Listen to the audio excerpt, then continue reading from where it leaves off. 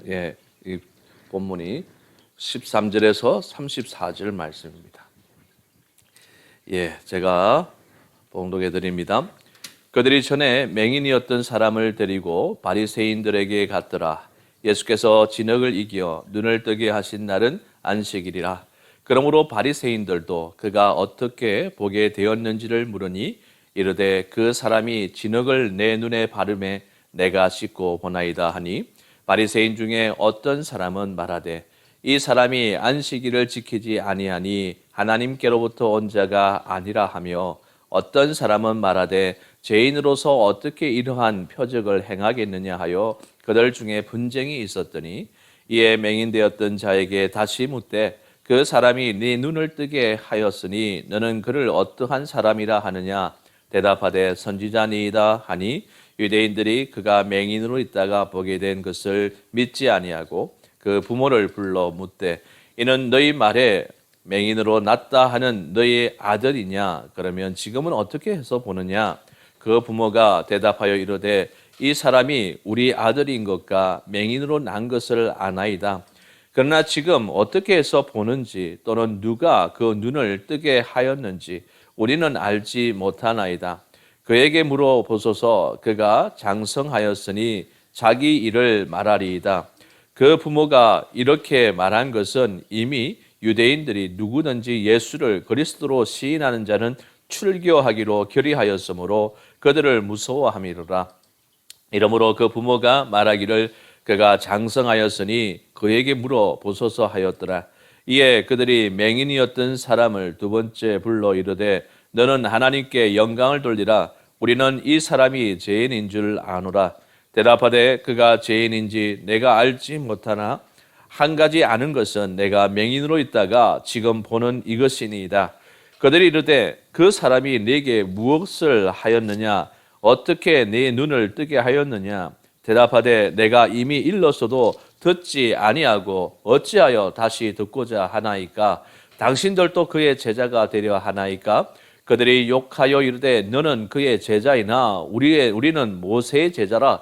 하나님이 모세에게 말씀하신 줄을 우리가 알거니와 이 사람은 어디서 왔는지 알지 못하노라. 그 사람이 대답하여 이르되 이상하다. 이 사람이 내 눈을 뜨게 하였으되 당신들은 그가 어디서 왔는지 알지 못하는도다. 하나님이 죄인의 말을 듣지 아니하시고 경건하여 그의 뜻대로 행하는 자의 말은 들으시는 줄을 우리가 아나이다.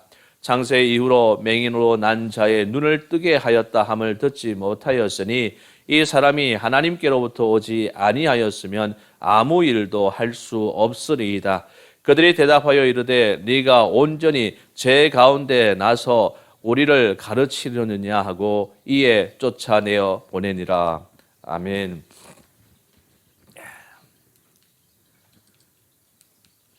우리는 지난주 요한복음 9장의 전반부에서 예수께서는 나면서부터 소경되었던 자를 치유하심으로써 세상의 빛으로 선언하신 바 있는 자신의 실체를 구체적으로 확정해 보이셨을 뿐만 아니라 당신께서 신적 권능을 지니신 메시아이신 것도 입증해 보이셨습니다. 따라서 유대인들은 마땅히 예수를 메시아로 인정하고 그의 말씀에 순종해야 옳지 않았겠습니까?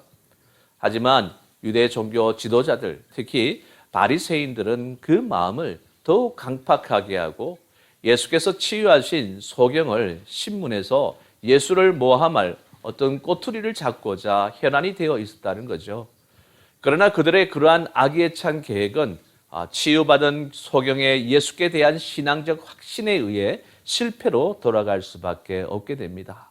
이에 그들은 소경되었던 자에 대해 끝내 출교 처분을 내리는 악한 결정을 내리고 말았어요.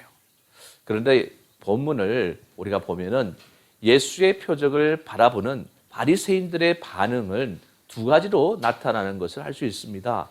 하나는 예수님이 안식일에 병자를 고쳤다는 사실을 강조하여 안식일을 범한 사람이 하나님께로부터 온 자일 리 없다는 것이었고, 다른 하나는 예수님의 이적에 초점을 두고 예수께서 날 때부터 소경된 자를 고치는 능력을 가진 것은 그가 하나님께로서 온 증거라는 것이었어요. 그러나 후자의 경우는 극히 소수였으며 대부분의 바리새인들은 예수님께서 베데스다 연못가에 38년 된 병자를 안식일에 고쳤을 때 예수님을 핍박하고 배척하였던 것과 똑같이 행동을 했다는 것입니다. 그래야 예수님께 긍정적인 시각을 가졌던 사람들의 의견은 결국 묵살되고 바리새인들의 행동은 어떻게 하든지 예수를 모함하려는 쪽으로 급선회하게 되었던 것이죠.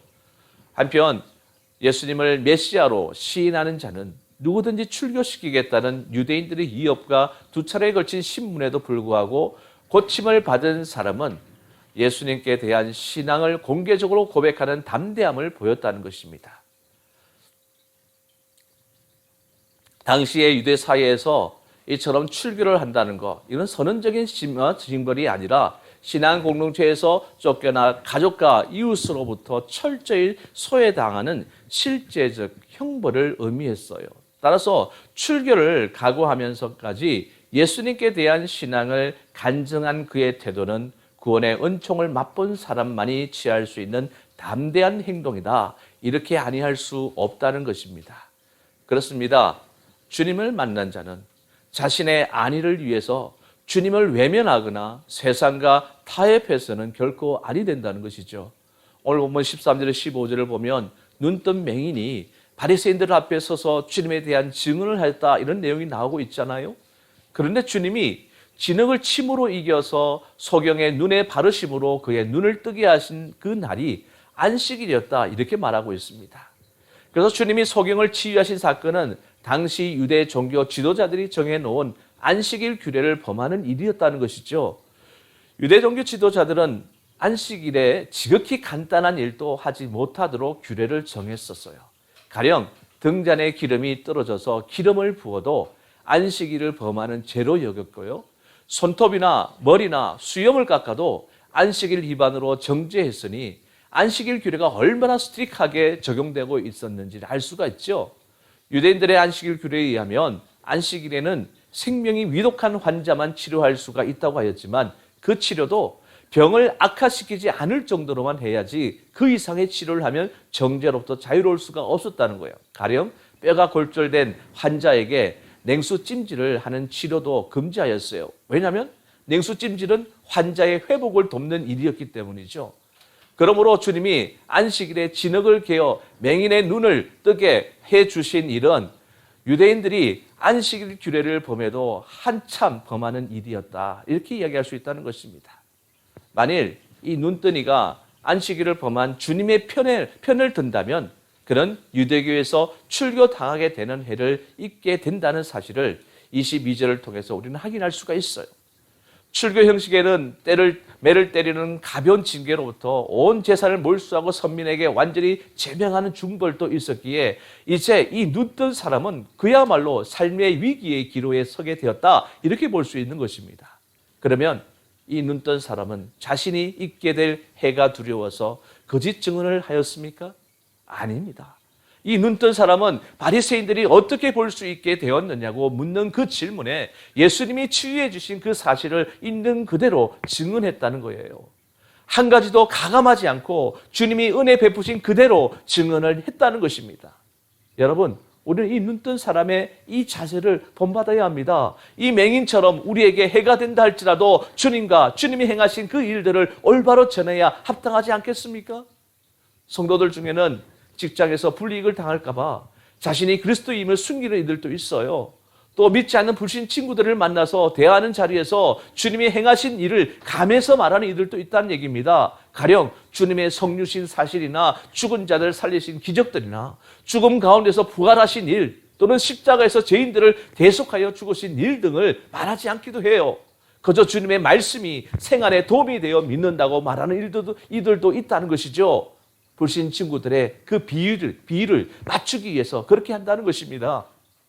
하지만 성도들은 어떤 자리에서도 주님의 정체와 그분이 행하신 모든 일을 올바로 증언해야 한다는 거예요. 성도는 주님의 증인으로 이 세상에 보내신 존재지 않습니까? 따라서 당신을 올바로 증언해야 할 의무와 사명이 있음을 잊어서는 안 된다는 것입니다. 그래서 주님은 사람 앞에서 당신을 올바로 증언하는 자만을 장차 하나님의 심판대에서 성도로 인정하시겠다고 말씀하시지 않았습니까? 우리 마태복음 10장 32절 33절 말씀 함께 읽겠습니다. 누구든지 사람 앞에서 나를 시인하면 나도 하늘에 계신 내 아버지 앞에서 그를 시인할 것이요, 누구든지 사람 앞에서 나를 부인하면 나도 하늘에 계신 내 아버지 앞에서 그를 부인하리라. 여러분, 자신이 해를 당할지라도 주님과 그 행하신 구원의 일들을 가감없이 증언하는 성도가 참으로 주님의 은혜를 귀하게 여기는 참 성도라는 것이죠. 그 은혜는 영광스럽고 자랑스러운 거예요. 나의 목숨보다도 물질보다도 더 위대한 나의 재산이요, 힘이요, 소망인 것입니다. 그러므로 주님과 그 행하신 은혜의 일을 어떤 상황에서도 올바로 전하는 참된 성도들이 되어야 하지 않겠습니까? 예레미야는 뭐라고 말씀합니까? 20장 9절입니다. 시작. 내가 다시는 여호와를 선포하지 아니하며 그의 이름으로 말하지 아니하리라 하면 나의 마음이 불붙는 것 같아서 골수에 사무치니 답답하여 견딜 수 없나이다. 마가복음 8장 38절도 볼까요? 시작. 누구든지 이 엄난하고 재 많은 세대에서 나와 내 말을 부끄러워하면 인자도 아버지의 영광으로 거룩한 천사들과 함께 올 때에 그 사람을 부끄러워하리라. 베드로전서 2장 9절입니다. 그러나 너희는 택하신 족속이요 왕같은 제사장들이요 거룩한 나라요 그의 소유가 된 백성이니 이는 너희를 어두운 데서 불러내어 그의 기이한 빛에 들어가게 하신 이의 아름다운 덕을 선포하게 하려 하심이라.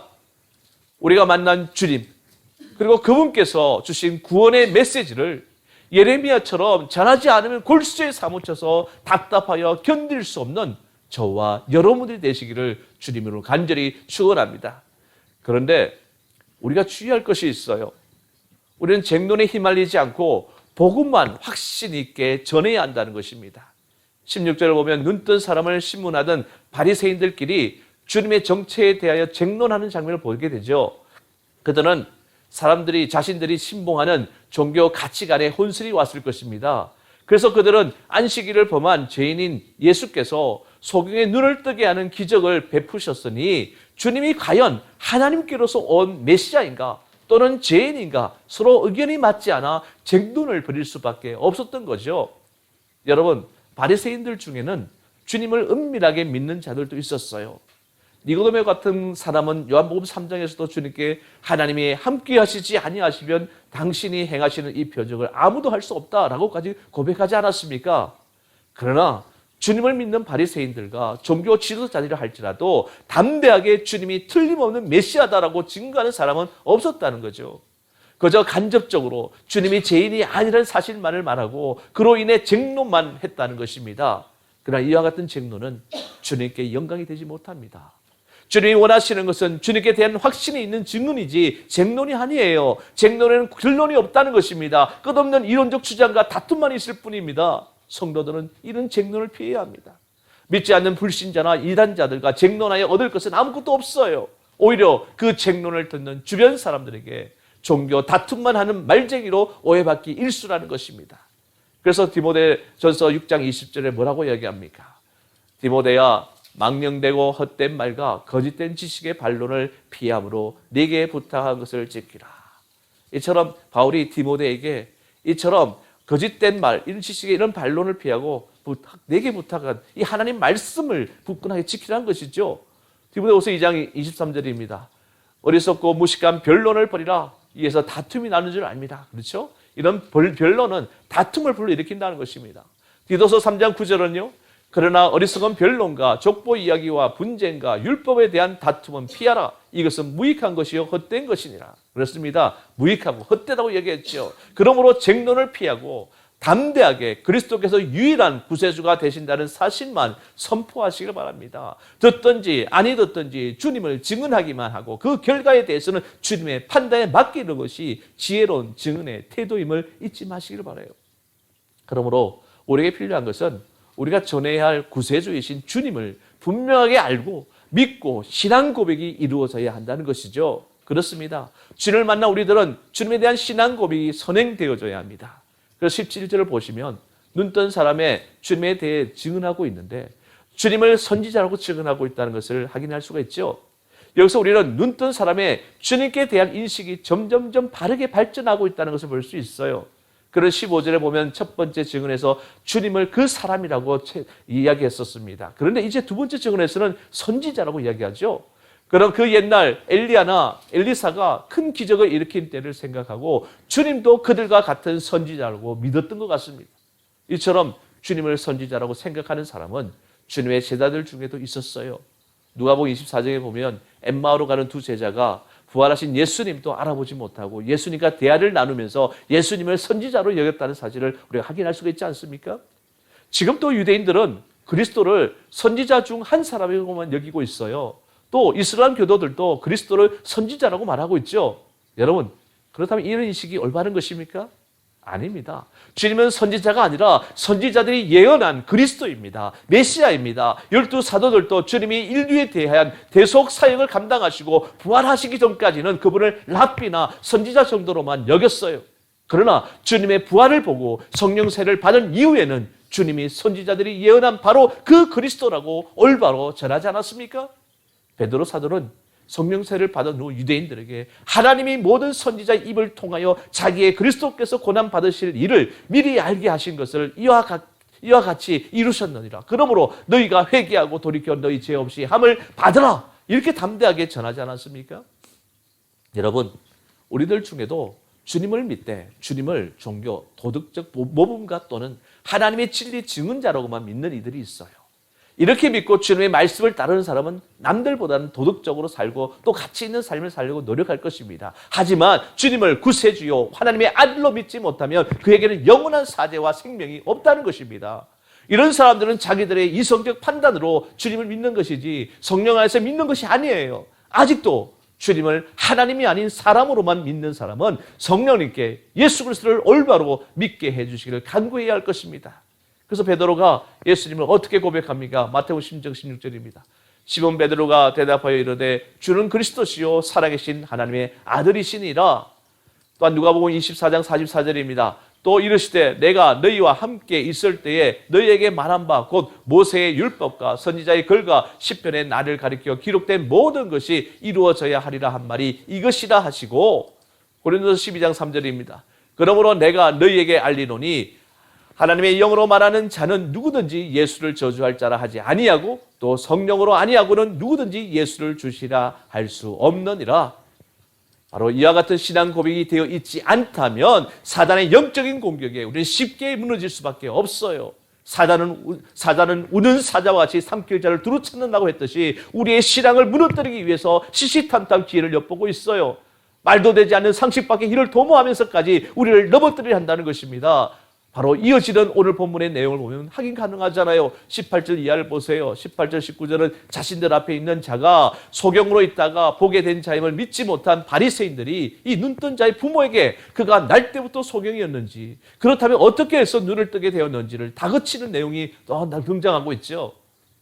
바리새인들은 종교 논리적으로 지금 큰 궁지에 몰릴 수밖에 없었어요.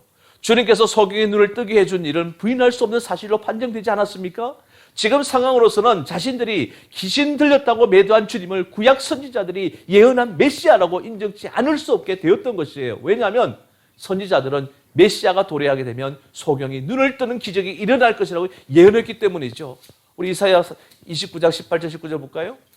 그날에 못 듣는 사람이 책의 말을 들을 것이며 어둡고 캄캄한 데서 맹인의 눈이 보일 것이며 또한 35장 5절입니다.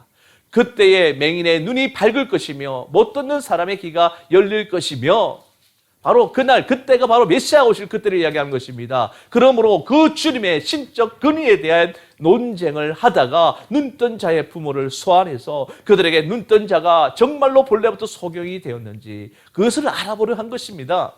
물론 이는 단순히 눈뜬 자의 본래 소경되었던 여부만을 알아보려 한 것이 아닙니다. 여기에는 부모에게 압력을 가해서 사실은 그가 소경이 아니었다는 허위 진술을 받아내리는 심산이었던 거예요. 즉 바리새인들은 이제 주님의 기적 자체를 부인하고 이를 조작된 사기극으로 몰아가려고 한 것입니다. 이러한 조작은 예수님의 부활 이후에도 있었잖아요. 그래서 유대교인들은 그리스도의 성육신 또한 부활 승천도 바로 조작된 것이다. 이렇게 지금도 생각하고 있는 것입니다.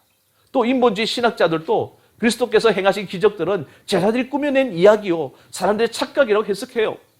그리고 어느 이단자들은 그리스도를 하나님을 믿지 않고 최고 천사라고 선전하기까지 하지 않습니까? 하지만 여러분, 이와 같이 주님의 신적 권위를 부인하는 사람들은 다 사단에게 속하여 사단에게 미혹된 자들입니다. 그리스도에게서 신적 권위를 빼버린다면 그리스도는 참된 구세주가 될 수 없어요. 죽은 자를 다시 살리시는 기적을 베푸시는 일도 믿을 수가 없고, 또 그분이 약속하신 영생 천국도 확실한 것이 될 수가 없다는 얘기입니다. 가장 심각한 것은 그리스도께서 십자가에서 인류의 모든 죄를 대신 짊어지심으로 우리를 구속하신 진리도, 부활 승천하신 그 진리도 믿을 수 없는 것이 되고 만다는 얘기입니다. 사람이 어떻게 그런 일을 할 수가 있겠어요? 그러므로 하나님을 대적하는 사단은 사람들이 그 사실을 믿지 못하도록 계속 미혹하고 있는 거예요. 바리새인들은 그런 사단의 미혹에 단단히 사로잡힌 자들입니다. 그들의 악한 시도는 하나님께서 주신 권위를 악용하면서 더 극심해지는 것을 보게 돼요. 20절, 24절 보세요. 바리새인들이 눈뜬 자의 부모와 눈뜬 자를 위협하는 내용이 적나라하게 묘사되고 있습니다. 눈뜬 자의 부모들은 주님이 날 때부터 소경이었던 자기의 아들을 고쳐주신 은혜를 결코 정언하지 못했죠. 왜냐하면 바리새인들이 예수를 구주로 시인하거나 믿는 자, 또 예수께 동조하는 자들을 어떻게 한다고요? 출교하기로 정해놓았기 때문이죠. 앞서 말씀드렸듯이 유대계 공동체에서 출교당하는 사람은 죽은 사람과 다름없었습니다. 종교 지도자에게 채찍도 맞고요, 온 재산을 몰수당하고요, 또 이웃과 대화도 할 수 없게 되어져요. 그러므로 부모들은 사실을 시인할 수도 또 부인할 수도 없는 궁지에 몰리게 되었고, 그래서 눈뜬 아들에게 직접 물어보라고 대답을 회피한 것입니다. 그러자 바리새인들은 눈뜬 사람을 다시 불러서 24절에 보면 너는 하나님께 영광을 돌리라, 우리는 이 사람이 죄인인 줄 아노라 라고 윽박지르고 있습니다. 여기서 하나님께 영광 돌리란 말은 거짓을 자백하고 회개하라는 의미예요. 또 우리는 이 사람이 죄인인 줄 아노라 라고 눈뜬 자에게 말한 것은요, 우리 법정은 이미 예수를 사기꾼으로 판정했으니까 너도 그 판정을 따르라, 이런 의미로 이야기하고 있는 것입니다. 참으로 바리새인들은 자신들에게 주어진 종교적 권위를 남용하고 있다는 것을 잘 알 수가 있어요. 그 권위로 사람들로 하여금 주께서 행하신 은혜로운 일을 간증하고 찬송케 하여 하나님께 영광 돌리도록 하지 않고 오히려 주에 대한 믿음을 억누르고 거짓말을 하도록 압력을 가하고 있다는 것입니다. 이것이 바로 악한 영에 사로잡힌 자의 전형적인 모습입니다. 우리의 구원자 되신 주님을 주님으로 받아들이지 못하도록 온갖 방법을 동원해서 우리를 공격하는 것입니다. 그 어떠한 방해와 공격에도 불구하고 우리는 성경에 기록된 그리스도의 성육신과 십자가 대속과 부활 승천의 기적들을 사실로 굳게 믿어야 합니다. 그 기적을 믿어야 그리스도께서 사람이 아니라 하나님이심을 믿을 수 있고, 그분이 하신 말씀이나 언약들도 하나님이 하신 절대적인 진리로 믿을 수가 있는 것입니다. 그러므로 우리 주변에 그리스도의 기적을 부인하고 그리스도께서 하늘에서 오신 하나님의 아들이심을 부인하는 자들이 있다면 그들은 사단의 영에 사로잡힌 자로 여기고 경계하셔야 됩니다. 그래서 참된 성도는 위기 속에서도 그 신앙이 성장하게 됩니다. 25절 이하의 말씀은 눈뜬 사람이 바리새인들의 위협 속에서도 주님을 옹호하고 신뢰하는 내용을 만날 수가 있어요. 그 눈뜬 사람은 먼저 자기를 신문하는 바리새인들을 은근히 조롱하고 있습니다. 자꾸만 반복해서 그리스도에 관해 질문하니까 27절에 보면 당신들도 그의 제자가 되려나이까? 이렇게 묻고 있잖아요. 눈뜬 사람은 참으로 놀라운 담대함을 지니고 있었던 것을 알 수 있습니다. 불의한 재판자들에게 굴복하지 않고 그들의 위협 속에서도 오히려 그들의 불법과 불의함을 은근히 조롱한 것입니다. 또 그는 바리새인들이 주님의 정체에 대해 불신할 말을 하자 그들의 무지함을 지적하고 그리스도를 죄인이 아니요 의인이며 선천적인 소경의 눈을 뜨게 하는 권능을 지닌 하나님으로부터 오신 자라고 고백을 하고 있습니다. 그는 처음에는 주님을 앞서 그 사람이라고 고백했지요. 다시 그 다음에 선지자로 고백했습니다. 그런데 이제는 하나님께로부터 오신 분으로 고백한 것입니다. 그의 믿음이 점점 성장해 가는 것을 볼 수가 있어요. 그것도 출교를 당할 위기 속에서 말이죠. 우리는 여기서 주님의 진리의 빛을 받고 주님의 구원의 은혜를 깨달은 참된 성도의 모습을 보게 됩니다. 참된 성도는 위기와 고난 속에서도 그 신앙이 성장한다는 것이죠. 불법과 불의가 난무해도 또 그것들이 위협을 해도 거기에 굴복하거나 타협하지 않습니다. 오히려 주님의 의를 더 드러낸다는 것입니다. 그리고 삶의 위기가 신앙 성장의 계기가 된다는 것이지요.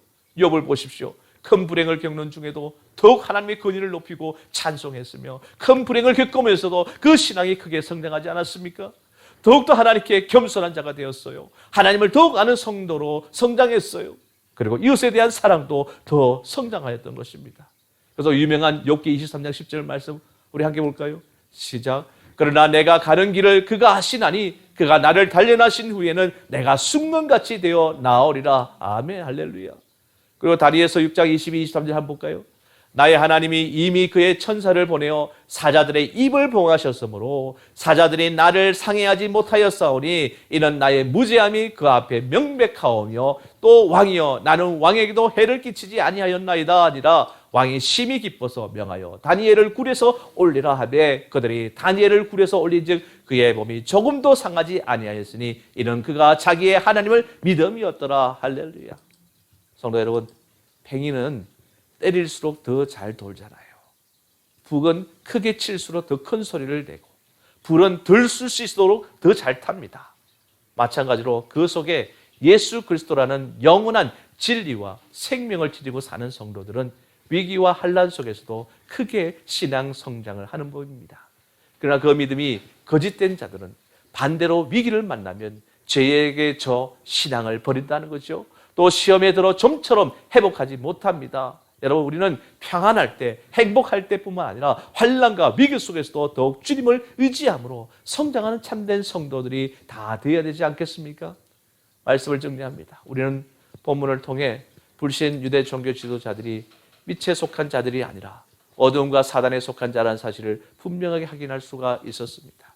그들은 그야말로 마귀에게서 난 자들이었어요. 주님이 구약에 예언된 메시아라는 사실을 나면서부터 소경되었던 자의 눈을 뜨게 하는 이적을 통해 보여주셨는데도 불구하고 바리새인들은 주님을 죄인으로 규정하고 주님을 옹호하는 자까지 정죄했습니다.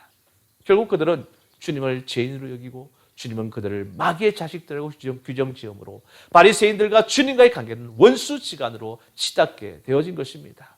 성도 여러분, 우리들도 만일 영적으로 자만한 상태가 되면 결국은 바리새인들처럼 완악하고 무지한 자로 전락하게 된다는 사실을 유념합시다. 그들처럼 회개할 줄을 모르고 자기 중심으로 교만하게 행하며 하나님의 말씀 대신에 인간의 정욕과 인간이 만든 종교적 규례들을 신앙적 근거로 삼는 자들은 누구를 막론하고 타락의 길로 갈 수밖에 없다는 것입니다. 그리고 끝내는 주님과 원수지간이 되는 불행한 자가 됩니다. 그러므로 우리는 그런 불행의 길로 우리의 발걸음을 옮기지 않도록 주님을 만난 그 기쁨과 감격과 감사가 끊어지는 일이 없도록 해야 할 것입니다. 이를 위해 늘 자신을 쳐 주님의 진리에 복종시켜서 계속해서 자라고 성숙한 자의 삶을 사는 저와 여러분이 다 될 수 있기를 주님의 이름으로 간절히 축원합니다.